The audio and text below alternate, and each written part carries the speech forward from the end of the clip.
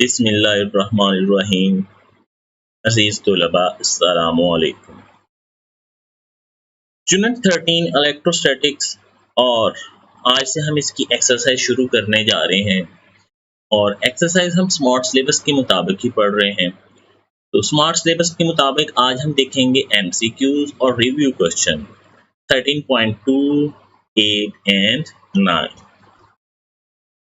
पहला है a positive electric charge. एक पॉजिटिव इलेक्ट्रिक चार्ज क्या करेगा? रिपेल्स अदर पॉजिटिव चार्ज, दूसरे पॉजिटिव चार्ज को रिपेल करेगा।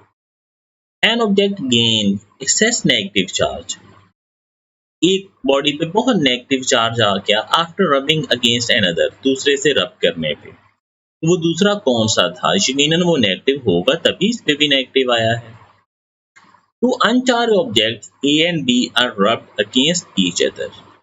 दो अनचार्ज बॉडी हैं A और B, उनको एक दूसरे पे रब किया।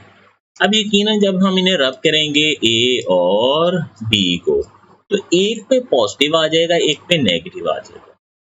When B is placed near a negatively charged object C, जब B को एक दूसरे चार्ज C के पास लेके गए जो कि नेगेटिव है, द बोथ ऑब्जेक्ट्स रिपेल, इन्होंने एक दूसरे को रिपेल किया। तो रिपेल करने से मुराद B पे भी negative. Which statement is true about A? इनमें से A के बारे में क्या दुरुस्त है? अब जैसे कि स्टार्ट में हमने बात की कि जब A और B को रब किया तो एक में से इलेक्ट्रॉन निकले, एक में चले गए। जिसमें से निकले वो पॉजिटिव, दूसरा नेगेटिव। यानी A और B में से एक ने पॉजिटिव होना है, एक ने नेगेटिव होना है। तो अगर B नेगेटिव है तो A क्या होगा? तो 100% A is the positively charged। 4 है when you rub a plastic rod against your hair several times। अगर एक प्लास्टिक रॉड को बालों में कई बार रब करें and put it near some bits of paper, और कागज के टुकड़ों के पास लाएं, the piece of paper are attracted towards, कागज के टुकड़े अट्रैक्ट हुए। इससे क्या जाहिर हुआ? यकीनन उन पे ऑपोजिटली चार्ज जो है वो डेवलप हो गया होगा। नेक्स्ट क्वेश्चन है according two columns law, what happened to the attraction of two oppositely charged objects as their distance of separation increase? Columns law में आपको याद होगा कि फोर्स डायरेक्टली प्रोपोर्शनल थी मैग्नीट्यूड ऑफ चार्जेस की and inversely proportional distance. Inverse का मतलब ही होता है एक चीज बढ़े दूसरी कम हो, तो डिस्टेंस बढ़ने का मतलब फोर्स का कम होना, decrease. The Coulomb's law is valid for the charges which are stationary and point charge. हमने कॉलम लॉ के आखिरी लाइन में पढ़ा ही ये था।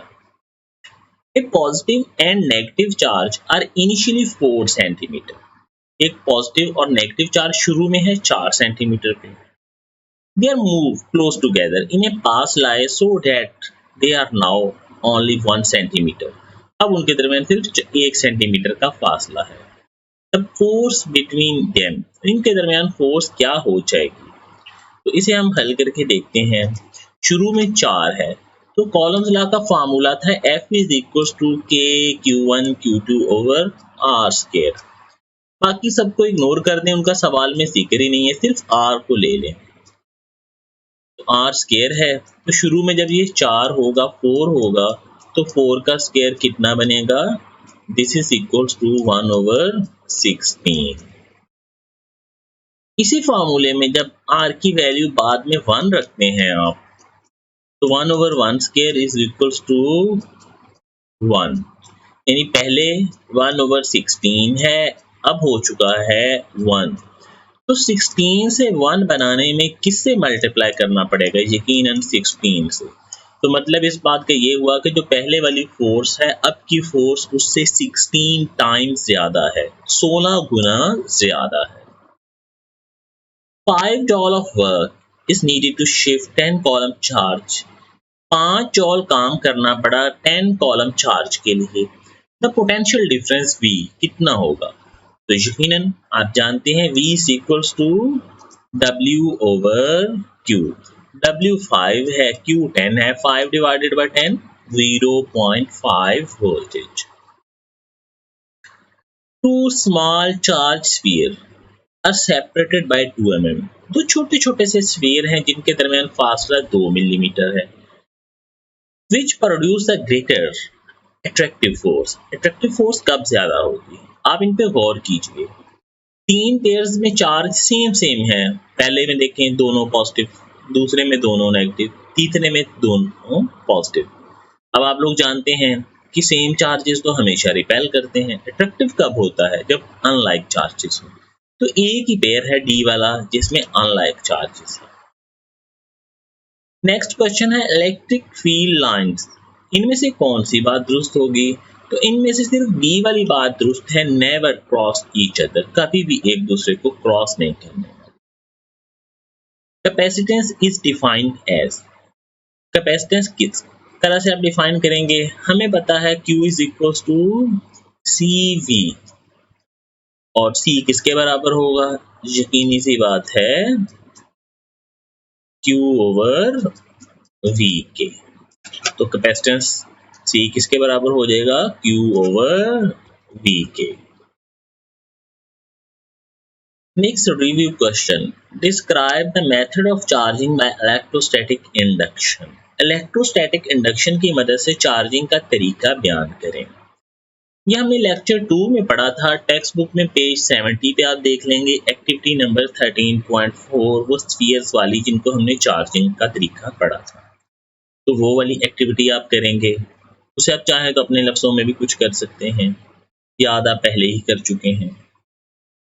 8 है explain columns law and right mathematical form. Columns law की डेफिनेशन और इसका फार्मूला ड्राइव करना है, ये भी हम लोग पढ़ चुके हैं लेक्चर नंबर 3 में पेज 74 पे। नेक्स्ट क्वेश्चन है what is mean by electric field and electric field intensity. इन दोनों की डेफिनेशन आपने प्रिपेयर करना है। तो लेक्चर 5 में हमने पढ़ा था ये वाला टॉपिक, टेक्स्ट बुक में आप पेज नंबर 74 और 75 पे आप इस टॉपिक को देख सकते हैं। तो आज MCQs और ये 3 क्वेश्चन। यकीनन बेटा स्मार्ट सिलेबस में आप लोगों को खुशी तो महसूस हो रही होगी कि सिलेबस बहुत शॉर्ट हो गया है, लेकिन जितना सिलेबस शॉर्ट होता जाए उतना उसे ज़्यादा अच्छे से तैयार करने की ज़रूरत है, ताकि ज़्यादा से ज़्यादा बेहतर मार्क्स हम ले सकें। तो भले ही शॉर्ट हो गया लेकिन आप उसे ज़्यादा से ज़्यादा प्रिपेयर करें। अब ये रिव्यू क्वेश्चन आपके पास हैं, आज 3 हैं, तो आप इन तीनों को याद करके लिखें ताकि ज़्यादा से ज़्यादा अच्छी तरह से हमें ये याद हो सकें। अपना ख्याल रखिए, अल्लाह हाफ़िज़।